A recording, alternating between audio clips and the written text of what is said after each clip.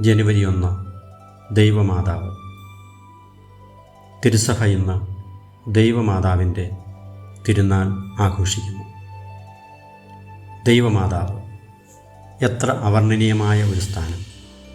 സ്വർഗത്തെയും ഭൂമിയെയും അതിശയിക്കുന്ന മഹത്വത്തിനും ഉത്ഭവഭാവം കൂടാതെയുള്ള ജനനത്തിനും നിദാനം ദൈവമാതൃത്വമാണ്.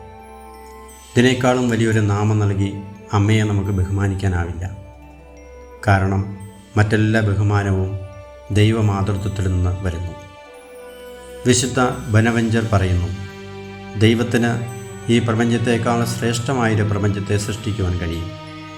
പക്ഷേ ദൈവമാതാവിനേക്കാൾ പരിപൂർണയായ ഒരു മാതാവിനെ സൃഷ്ടിക്കുവാൻ സാധിക്കുകയില്ല.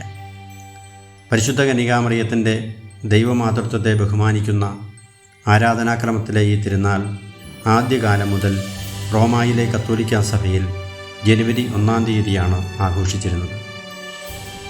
ക്രിസ്തുവർഷം 431 ഒന്നാമത്തെ എഫേസൂസ് കൗൺസിലിൽ വെച്ച് യേശുവിൻ്റെ ദൈവത്വം സ്ഥിരീകരിക്കാൻ വേണ്ടി വിശുദ്ധ ഡമാസ്കസ് മാർപ്പാപ്പയാണ് മറിയം ദൈവമാതാവാണ് എന്ന വിശ്വാസ സത്യം ഔദ്യോഗികമായി പ്രഖ്യാപിച്ചത്.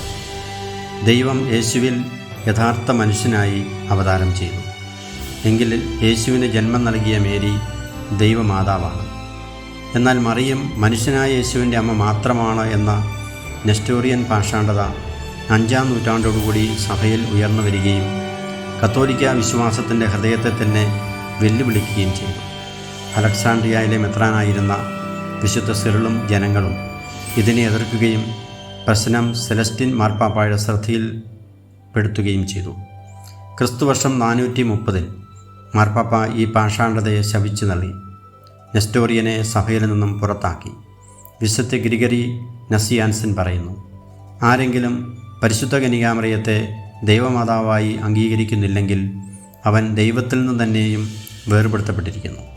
സുവിശേഷത്തിൽ നിന്നിൽ നിന്ന് ജനിക്കാനിരിക്കുന്ന പരിശുദ്ധൻ ദൈവപുത്രൻ എന്ന് വിളിക്കപ്പെടുമെന്ന ഗബ്രിയേൽ മാലാഹായിലൂടെ ദൈവപിതാവും എൻ്റെ കർത്താവിൻ്റെ അമ്മ എന്നെ സന്ദർശിക്കാൻ എനിക്കെങ്ങനെ യോഗ്യതയുണ്ടായി എന്ന് ഏറ്റുപറഞ്ഞുകൊണ്ട് ഇളയമ്മയായ എലിസബത്തും മറിയം ദൈവമാതാവാണെന്ന് പ്രഖ്യാപിക്കുകയായിരുന്നു.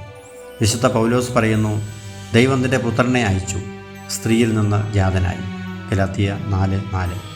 വാസ്തവത്തിൽ മറിയത്തിൻ്റെ ഉദരത്തിൽ പരിശുദ്ധാത്മാവിനാൽ മനുഷ്യനായി അവതരിച്ചവൻ, ജഡപ്രകാരം യഥാർത്ഥത്തിൽ മറിയത്തിൻ്റെ മകനായി തീർന്നവൻ, പരിശുദ്ധ ത്രിത്വത്തിലെ 2ാമത്തെ വ്യക്തിയും പിതാവിൻ്റെ നിത്യപുത്രനുമല്ലാതെ മറ്റാരുമല്ല. തന്നിമിത്തം തിരുസഭ ഉദ്ഘോഷിക്കുന്നു, മറിയം യഥാർത്ഥത്തിൽ ദൈവത്തിൻ്റെ അമ്മയാണ്.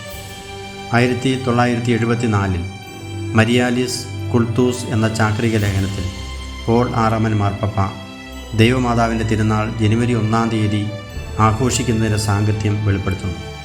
ഈ ആഘോഷം വഴി റോമിലെ പുരാതന ആരാധനാക്രമത്തെ അംഗീകരിക്കുകയും രക്ഷാകര ചരിത്രത്തിൽ മറിയം വഹിച്ച പങ്കിനെ അനുസ്മരിക്കുകയും മാത്രമല്ല, മറിയത്തിൻ്റെ പരിശുദ്ധിയെ ഉയർത്തിക്കാണിക്കുകയും ചെയ്യുന്നു. കത്തോലിക്ക മതബോധന ഗ്രന്ഥം 495.